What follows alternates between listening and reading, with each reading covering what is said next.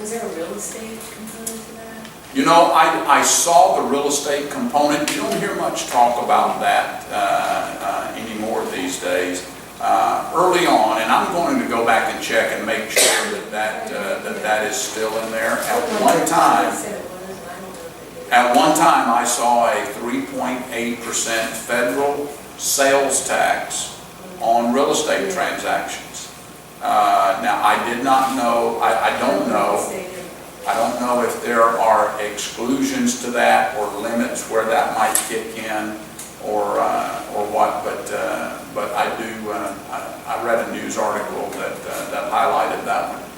And the premise of that is, if you sell your home after January 1st, 2013, there's a 3.8% sales tax on that transaction. So if you sell your home for $100,000, just using a round figure, after you pay your closing costs, your real estate commissions, and your local costs associated with that, you're going to pay Washington, D.C.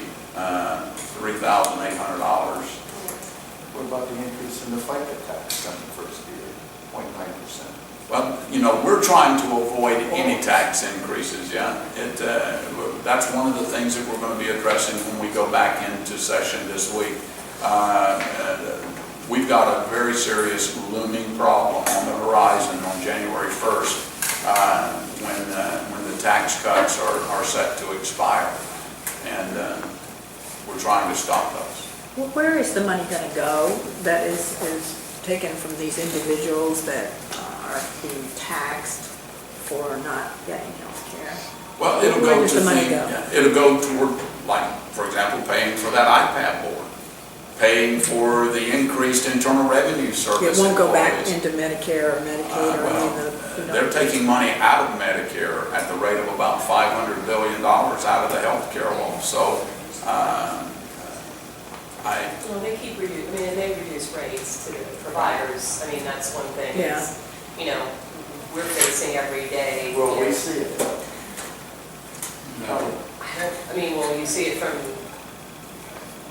us reducing rates as far as, I mean, a cost is a cost. So I mean, we're reducing, we're trying to reduce our costs. You reduce your cost of services to me.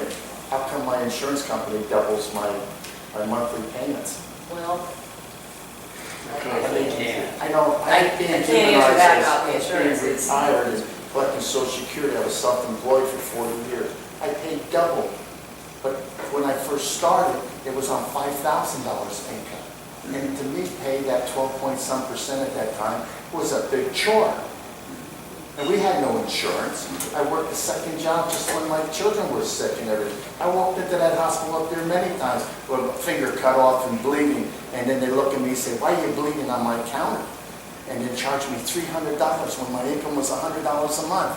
But they sewed me up and I went my way. I didn't complain. I just got another job for Saturday and Sunday to work and make the money. But why do they demonize us? If the government, you know, it doesn't matter whether you're Democrat, Republican. I said all along, why aren't they investing this money? They were spending it for general funding, you know. yeah, that has been a problem in the past. They would have had plenty of money to pay us. I co-sponsored a bill called the Social Security Preservation Act, which would prevent the federal government from being able to dip into the Social Security Trust Fund to pay for pet projects. I think it's irresponsible, and now we're paying the price for it. All Americans, our seniors, are paying the price for it because there's not enough money in the trust fund to make the commitments. Well, they have already borrowed money out of the trust fund. Will they ever pay it back? Well, you know, that's I'm sure that's the plan that they sold the American people when they borrowed the money. But you know, I don't see a strategy to pay it back. What do you see over there, honestly, of all of the politicians? I see something every day that I don't like, especially from Obama. I'm sorry, that's my opinion, okay? Recently, this Chick-fil-A, do you remember the chicken? I enjoy those when I go out east, you know. A good place, good private company, people love the place. They line up to get in the place. And what happens with Chicago, with Boston? The government people saying, we're not going to let you open here.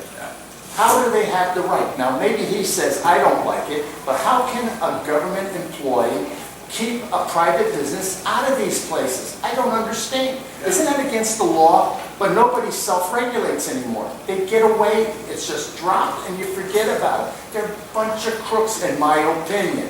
Floyd, what you're seeing is that this administration cannot run on their record of pro-economic growth.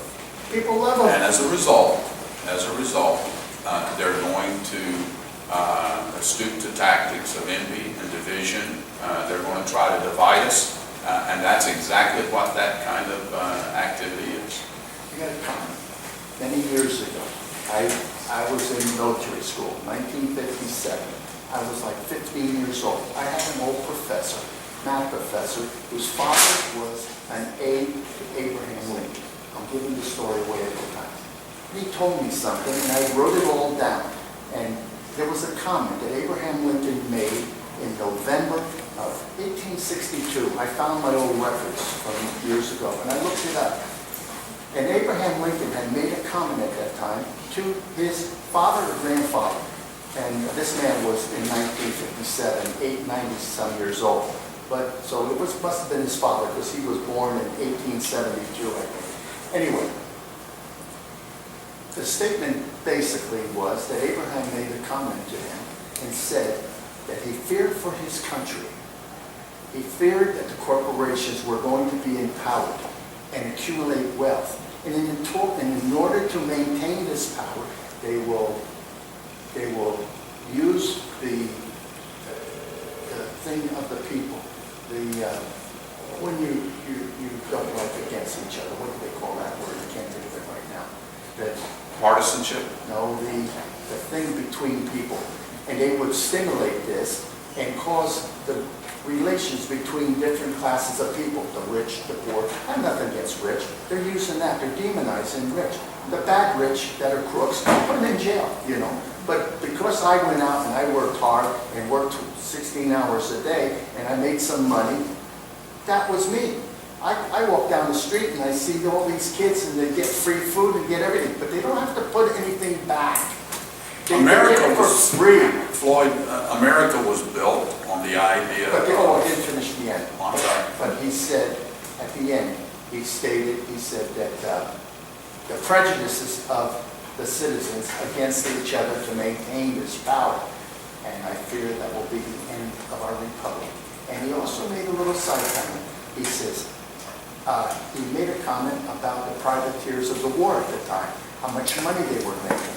And he says, when this conflict is over, I shall endeavor to correct the situation where people profit on war, because wars sometimes are started just for profit, you know that. Well, he said that he would probably be killed for it. This was a year before the Gettysburg, because I think it was November 21st, Gettysburg was 23rd. And I always remember that as a young fellow. He said, you watch in the future. But then, at that time, they didn't know about world economies, which now we're involved in, you know. We have built, here in America, the world's greatest economy. And we've done so through a system of free enterprise, allowing the American people, giving the American people the ability to pursue their dreams and their ambitions, to innovate, to compete, and to grow. Thomas Jefferson once said, I predict future happiness for Americans if we can but keep the government from wasting the labors of the people under the pretense of taking care of them. See, we see what's happening in Greece. We see what's happening in Spain. We see what's happening in other countries where they've tried to have a big government taking care of the people. It does not work. We, in America, when you look at the relative youth of our country, 236 years old, and yet when you look at most modern conveniences known to mankind, they were birthed right here in America, from the discovery of electricity